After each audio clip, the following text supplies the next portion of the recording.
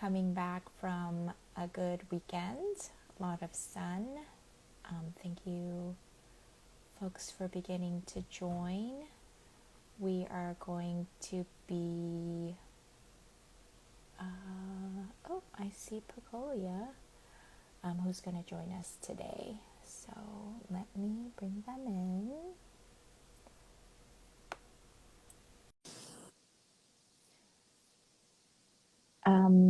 I just wanted to do some quick updates.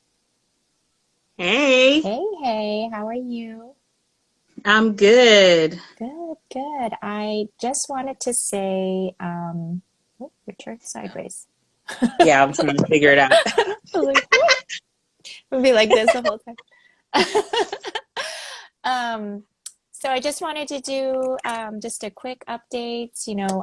Last week we held a vigil for to mark the 1 week anniversary of the deaths of 6 Asian women, and including the other two folks that also were murdered by a white man in Atlanta. And the event was beautiful. And so if you haven't checked it out, please go to our IG, our Facebook, and check out the videos that were done by Jordan Foster for us. They are beautiful. And you have to watch all three, like, because they all send a different message, but also all the same, and it gives a different angle and perspective. From myself, Alvina Wong from APEN, and Michelle Mushley, who was the poet from the event. So hopefully you'll be able to check that out. But this Monday Meals, welcome again, Pecolia. So happy to have you on again.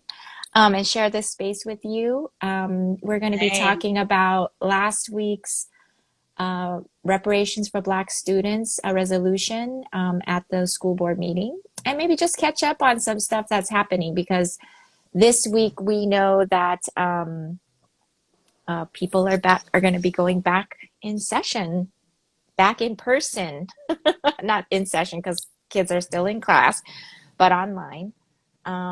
And so we'll hear some updates about that. We'll hear your perspective on how things went down at the board meeting and what are the next steps.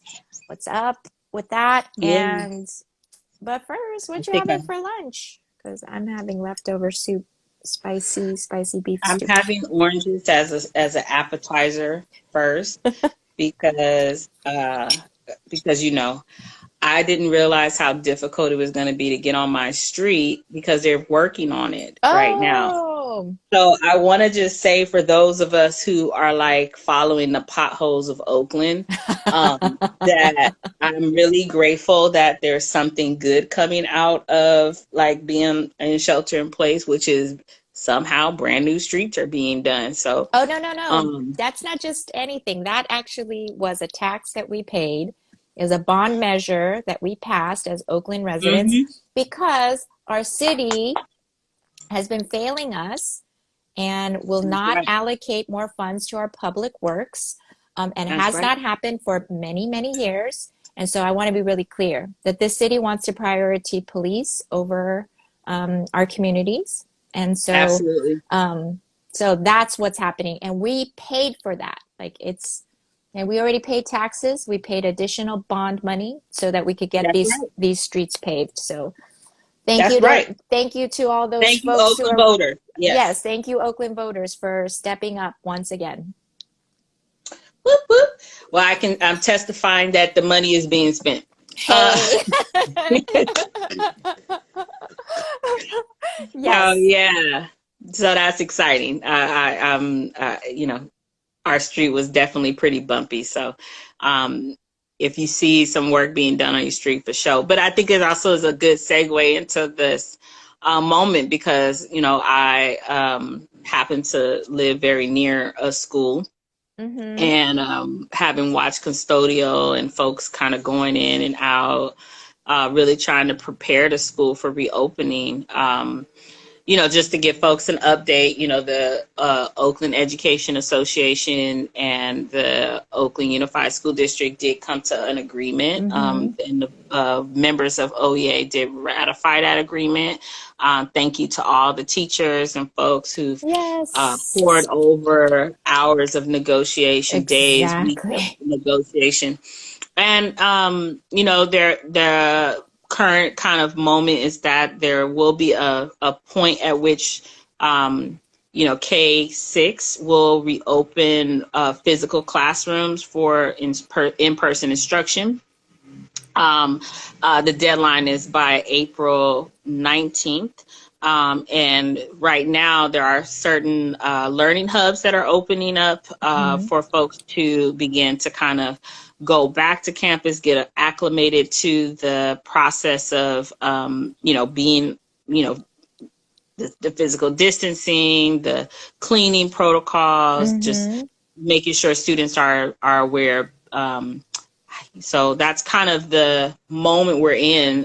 So I think there's still a lot of per campus need to focus on, preparing the campus for students. And there's some concerns out there around whether the district is able to do that across the sites that have been identified. Mm-hmm. And so the work is here, right, Right. folks? Some folks in our community push for the reopening to happen. It's happening. And it's not something that can just happen overnight. I think a lot of folks compare Oakland as well as San Francisco to other districts in the Bay without context of the difference in COVID spread and without context in the difference of Resources. resources as well as need, Yeah. right? So, I know a lot of folks have had questions about like, well, how is transportation to and from school going to work? I'm Right. like, that's a great question.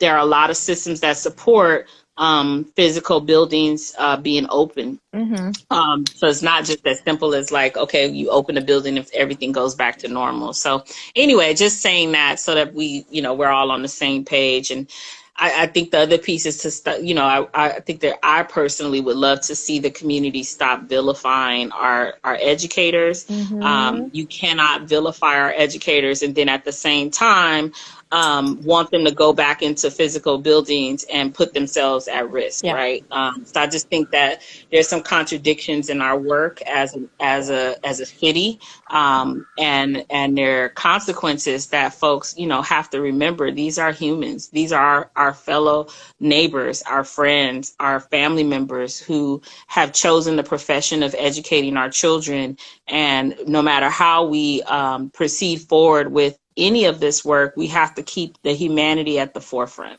Exactly. And I think that what's important about that as well is that, these conversations have been going on for as long as they've been going on, right? And since the beginning of the pandemic. So Right. I just don't want folks to think that teachers were not having the conversations, were not open to it, because they're obviously going to have to think about it, right? And so, Right.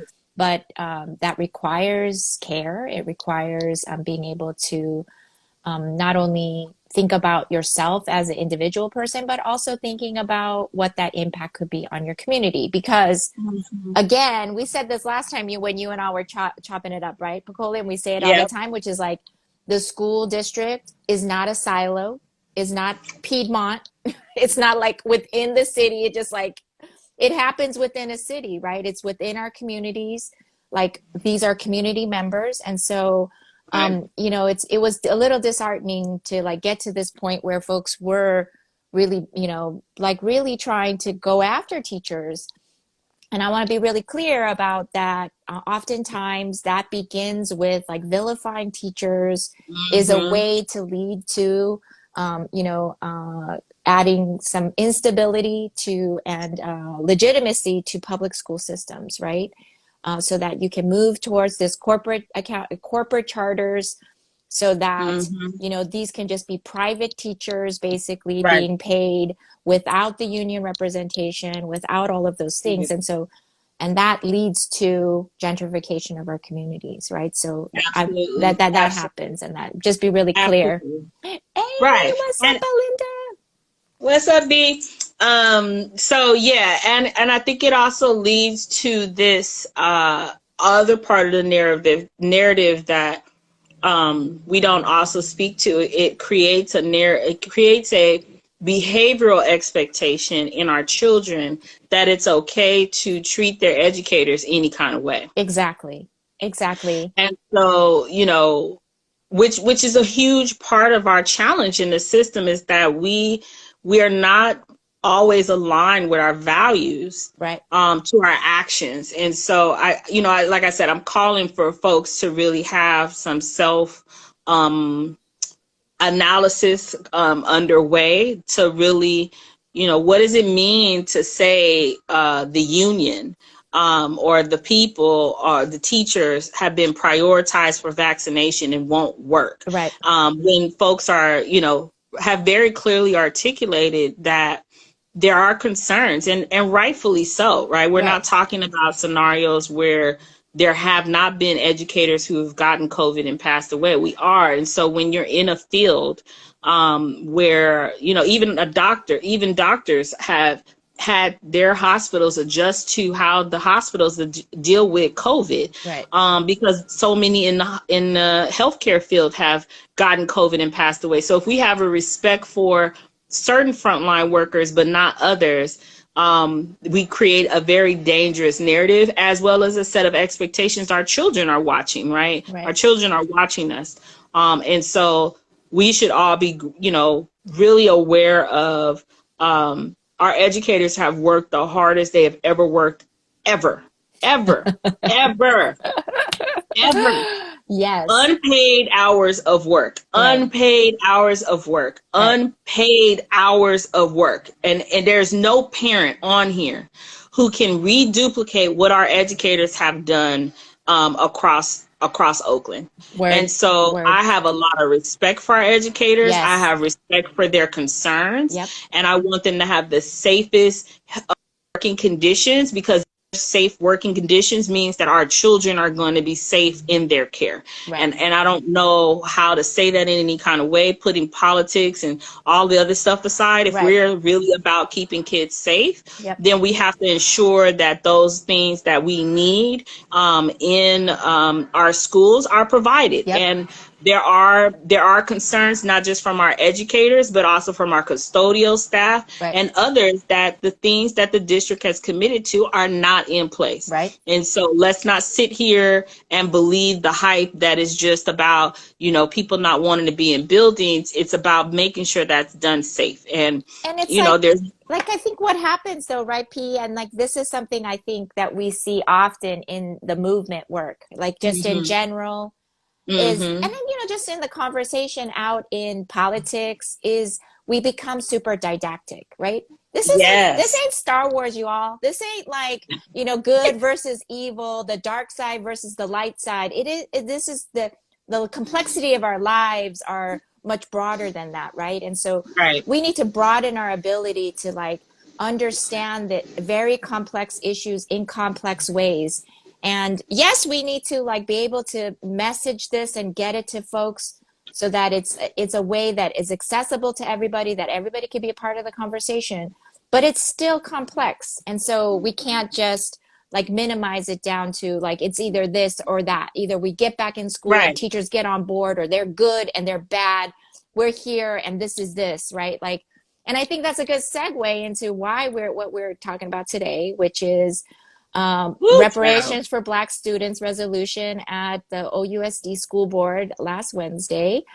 I got on and I was like, what happened? I'm so confused. I think I text you. I think I text like 3 other people. What just happened? I'm really lost. And so, I got a handle on it eventually, but I want you to break it down for us, P, because I think folks really need to know what happened last week. Yes. And, what is it that we're looking at in the broader scope of talking about complexity, right? Like, yes. First of all, it sounds like it was a victory. It was a victory, but.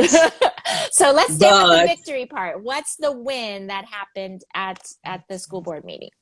Absolutely. So what we won an amended resolution. Again, In that resolution, we won the creation of a task force Mm-hmm. with parents, students, community members, district reps to really develop a Black student thriving plan. We won the overall commitment that OUSD will close the opportunity gap for Black students in the next 5 Yes, years. nice. And we won them creating a Black Education Fund so that we Yay. can begin to track as well as raise additional resources for Black students in Oakland. Yeah. We also won their commitment to really evaluate how they send resources across the district into schools. We won, gosh, I can go on and on. Let's see, what else did we win? We won their commitment to really look at the over-identification of Black students and some of the recommendations from the Community Advisory Board around students with special needs. Mm-hmm. Um, wow. We Those are also big. Those won. are big. Those are all big things. I just want to Yes, let's stop there for just a second while you try to think about the other stuff, right? Because there's that's some like, other ones. let's for real. Like, I am so happy about those things because I think that a lot of people don't think about when they hear reparations, they tend to think like it is just this one thing again, like simplifying Yeah, stuff. But it really is about what the resolution does is really looking at the ways in which we like function and the right, operations at right, the school, at the district, and right, how you can really build equity into the way you do the stuff, right? It's not just like, oh, let me just be anti-racist, right? Like it's like, how do you do that? How do you then right, build that in? So those right. are really key. Like that fund is really important. So it looks like I'm having a little bit of some internet issues, but can you hear me? I can hear you Okay. fine. Okay. I can't hear you anymore, but let's I can flow with it. So anyway, so yeah, so you're right. When we say equity, I think ultimately folks kind of understand equity is about giving students what they need to thrive, Right, right? And we right. say thrive because it's the best English word equivalent to Mm-hmm. like the way that we've asked Black students and Black parents across the spectrum to kind of comment around like what do you want your child to experience in our system, Right, right? In our city, right? right. And they describe a very specific set of demands to us, and our job as organizers is really to figure out a way to kind of push those demands into the system. Right. And typically, just to be transparent in organizing, you kind of pick one or two or three demands and you kind of move it, and then you win something, or you hope to win something, and then you come Mm-hmm. back and you do another set of demands and so on.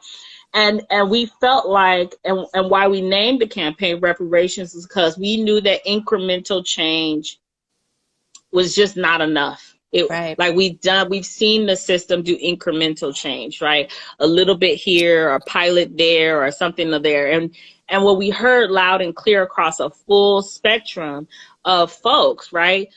Folks who have students who do have special needs, folks whose students are high achieving, folks whose Mm-hmm. students are athletes, folks whose students are like coming into the districts from charters, folks whose students are leaving the district and going to charters. Like there was a whole lot of folks we listened to. Right. And what we heard them say, which I think got really affirmed by the superintendent for the first time as well. So we actually got this superintendent to acknowledge that there is a specific kind of harm that happens to Black students in Yes. our city, Yes. right? And I think that that's a huge victory in itself, Right. that for the first time, a district superintendent acknowledged that, yes, there is some responsibility Oakland Unified School District has Right. for the experience of our Black students in Oakland. Right. And multiple folks have glossed over the fact that we have for the first time centered Black students in Oakland as a not only population of students who deserve to be centered, Right. but also a population that deserves to have resources, Exactly. deserves to not have to fight at the school site or in the classroom or district wide or even in City Hall, right? Mm-hmm. To be acknowledged that they need resources. And that shift is massive. It didn't exist before now. It didn't exist to hear a superintendent say, yes, our district doesn't do a good job. And now we have that on record. We have her committing to these things in a way that's just honestly beautiful. I think of all the victories that we can claim in this campaign, the biggest one to me is that OUSD acknowledges the harm that it is doing, has done to Black students, and that they're willing to come to the table and have a conversation around how to stop harming Black students, which is a huge thing that I can't underscore. Right. But one thing I want to also lift up that I kind of leave as the punchline, we got them to commit to like a culturally relevant curriculum that Right. includes Black students, Yes. right? And I think that that's huge because most folks don't know that Oakland Unified lacks an actual literacy curriculum. A what curriculum? This is a district that has no literacy curriculum unified across the district. So What? every school side and different folks are using whatever What? curriculum.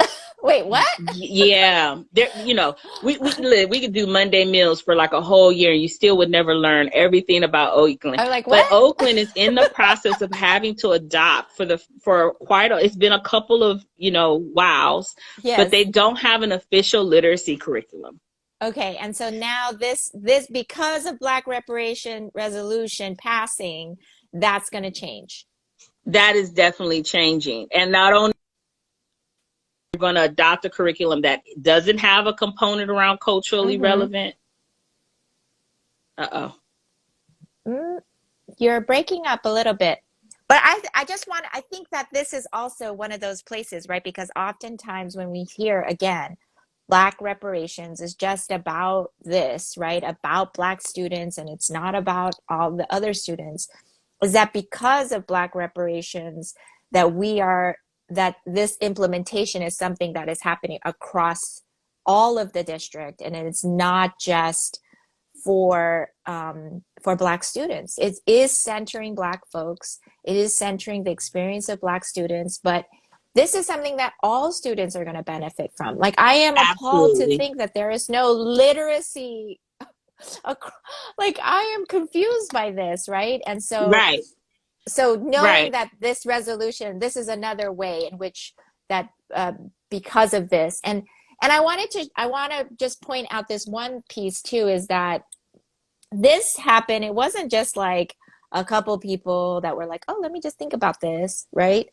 That this is like rooted in some long-term organizing that has been happening, right? This comes out of the framing from the Black New Deal that was, brought together by Black leadership across the city and signed on by hundreds of folks, right, and organizations. And so this is like a build-up. This is like the first kind of like legislative or policy level implementation of the Black New Deal.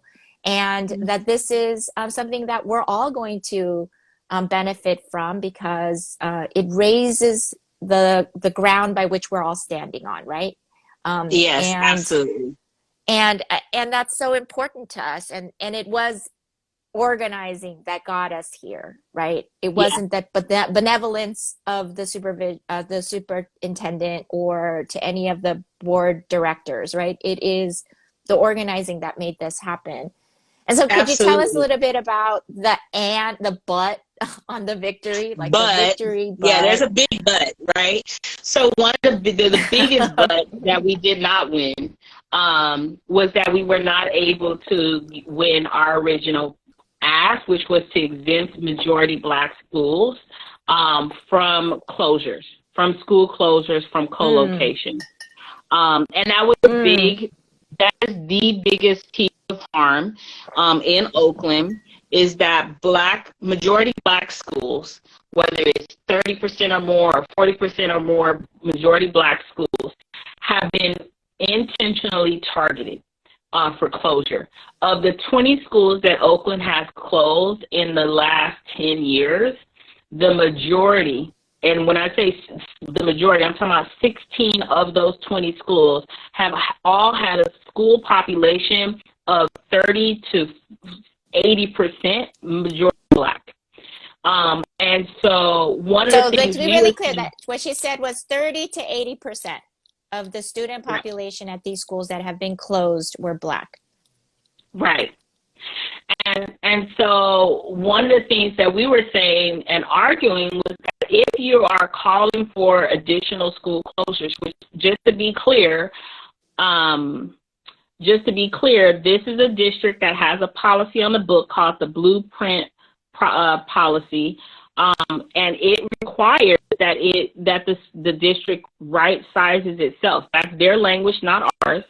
And because there's an argument that there are too many schools in Oakland. When you count the number of public schools and the number of charters and private, there's just a lot of schools in one city. Even though we have theoretically, we're supposed to be, they claim there's a declining population of kids. So the blueprint requires them to close schools. And the other piece that has come into place is that the county and the state have come in and said, hey, we want you to close schools too. And so we did not win exempting majority Black schools, and even worse, in a bid to, I guess, ensure that the board didn't take the full fall for it, they called in the state trustee for the first time ever.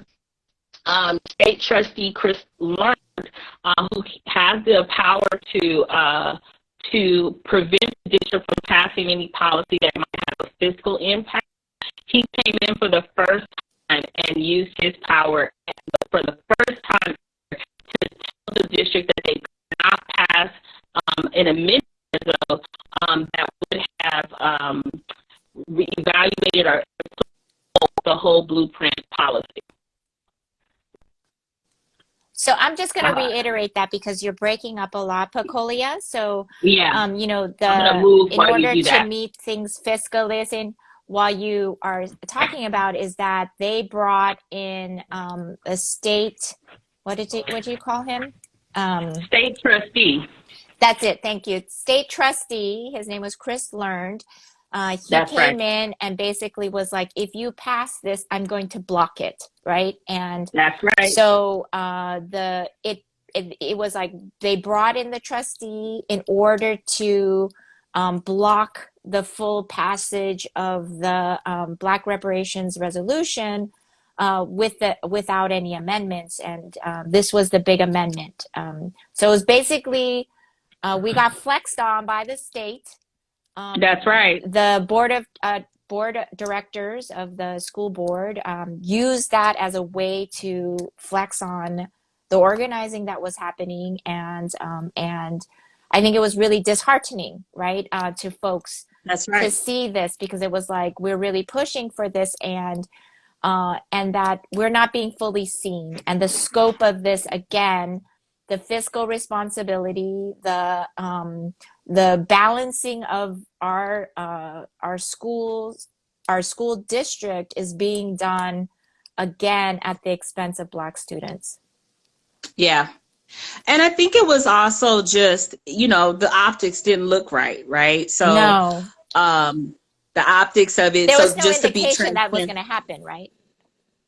There was no indication that it was going to happen. There was really, like I said, there's been other opportunities for Chris Learn to come in and slap his power down in the district. I want to just name, like, we knew the prior superintendent, Antoine, was doing fiscal things that were not sound. State trustee never came in on that. When the district, when the district was facing an even larger budget deficit, state trustee never came in on that.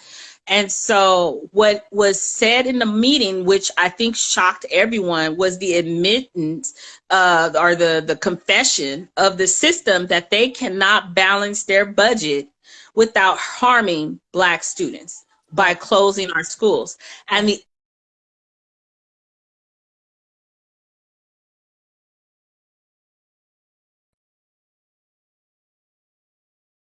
also admitting it has plans very soon to bring policies to close schools in the midst of this pandemic.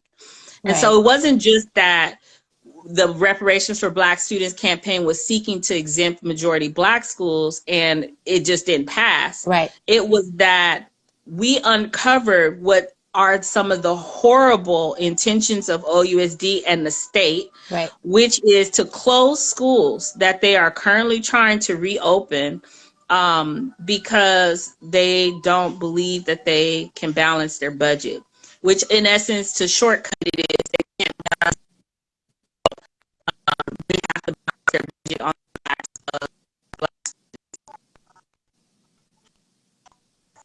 I wonder if like they repaving your roads is having anything to do with the internet connection here.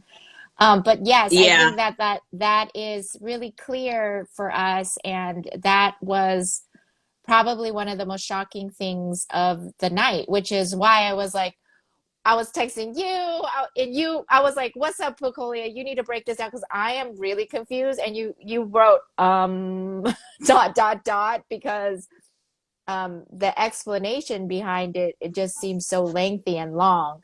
So I'm wondering if you could then tell us now, though, but I know by the end of the evening there was an introduction of a new resolution about the closure of about the schools. And so could you tell us a little bit about that and like maybe ways people can get involved in that in this moment? Yeah. Can you hear me now? Yeah. I apologize, y'all. So yeah, they're repaving this road, and I guess it's doing something to the internet. God, yay for new roads. Anyway, so one of the things that happened after the board officially passed the policy, the amended reso, Chris Learn came on and said that he didn't appreciate being called, a racist, and he clarified. Yeah, right. So he clarified that he actually didn't have a problem with the language around exempting majority Black schools from school closure, which was contradictory to his first statement. So what that signaled to us is that the amended reso called for called for them to slow the blueprint process, but he got on and threw them under the bus on the way out. So we are still trying to really figure this all out. But yes, we're still fighting. We did attempt to introduce a new reso with the language that didn't pass. And we'll see. Right. So, this campaign is going to be a long-term campaign. We're not just passing a policy for policy's sake. We intend to push for the implementation of this policy to be real. And, like I told some folks over the weekend, I'm like, we made a promise. We made a commitment as organizers, as parent leaders, as student leaders to really make sure that this makes change for our people. And we're going to stand by that commitment, and we're going to continue to organize and fight for OUSD and for the city of Oakland as well to do right by Black kids. It is time. Our reparations is more than just about money. It's about respect. It's about equity. It's about justice. Right. And the justice that Black students need right now is to be seen, to be heard, and to be respected. And for the first time ever, we may have passed a historical policy, but we also as a city have to look at the harm that was done in the process of passing that policy. Right. We did not have a victory that came without harm. It came with a lot of harm. We heard a lot of things from the moment we presented this policy, from oh, well, we don't have the time, we don't have the money, we don't even want to put it on the agenda. And I just think folks need to own up to that stuff, because it was a hard push for our parent leaders. Yes. It was a hard push for our student leaders. Yep. It took a lot to hold even Director Davis accountable to his commitment to student leaders.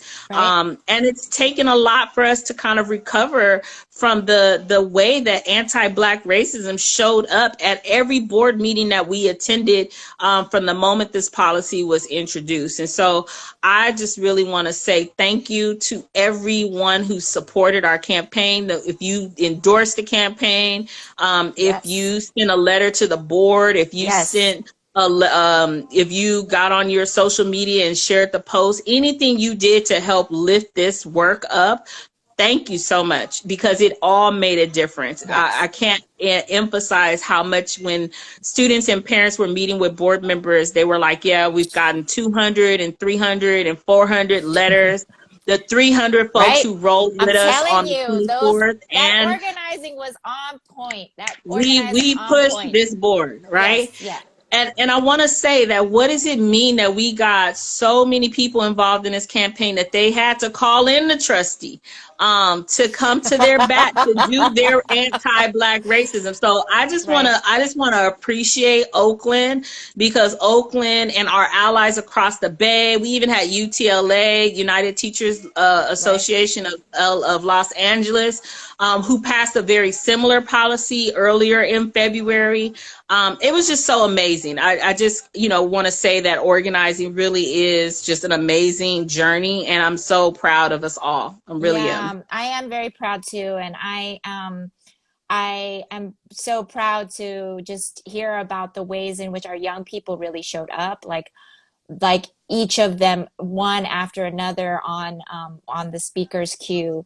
And I think that one of the things that we're seeing and the ways in which this anti-blackness happens is the need for like maintaining the establishment, like the status quo, right? Like how hard that is. Oh yeah, things are bad, we get it, but we can't change this because this is how we do things, right? And I Hmm. think that this is our moment. These are the ways in which like we need to challenge all of those, the ways that we talk about it, the way that we run our Right, meetings, the way that right, they only queue up like 10 people to speak, and doesn't really show the breadth of how many people actually got online. Like right. if we were in person, we'd be able to see what that like in person, That's how many people right, showed up, right? But because they cut that off, and this is the ways in which the status quo is maintained, right? Is right, when things get disruptive, it's always like, be polite, right? right. And we're talking about, that this is the impacts on people's lives are real. And so Yeah. thank you for your organizing.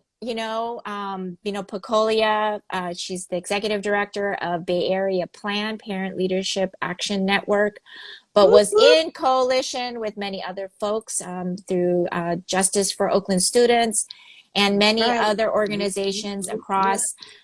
Hey, there's her sweatshirt. Look at that. That's the gear. yep. Why don't I have one of those? Um, I will get you one. so yeah. I just want to like put that out there, for you all to, join those folks. Like Parent Voices Oakland was a part of that. APTP was a part of that. OEA, a lot of folks were involved in that. So just, check those organizations out, give them the support, and give them the support that's going to be moving forward around the prevention of the closure of Black schools, right? And these schools Or that any are schools. any Yes. schools, any Any schools. school. No school should be closed in the midst of this worldwide pandemic. Thank you for that reframe, Pecolia. And yes, and so thank you all for joining us today. And we'll be posting this on our Instagram, but go ahead and check it out. We do have on our Instagram and on Facebook a graphic, and as you can also go to reparationsforblackstudents.org, correct? That's the website, That's right? correct. Black Yes. reparations for black students.org. You can go there and just get some of the facts about what school closures looks like and the impact in the Black community and our Black students, and the steps that you can take to like join that movement. And then just continuing to check out the work that's going on. We are getting $192 million from the feds to the city and our city administration. The mayor and the administrator are both trying to funnel that money into OPD. They're trying to break off a little bit of money to say, "Oh, we did this one little thing to help folks," and they're failing us still. So Horrible. so check all of that out.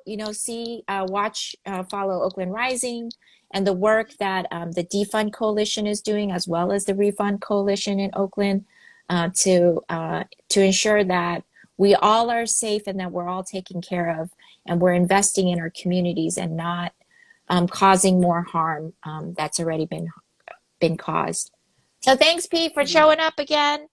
Thanks. I appreciate everyone's patience with the internet, but shout out to the street repaving process still. Yes. Because we won that. Yeah. Yeah. Okay, thank you all. Have a All right. great Bye, day. everyone. Bye.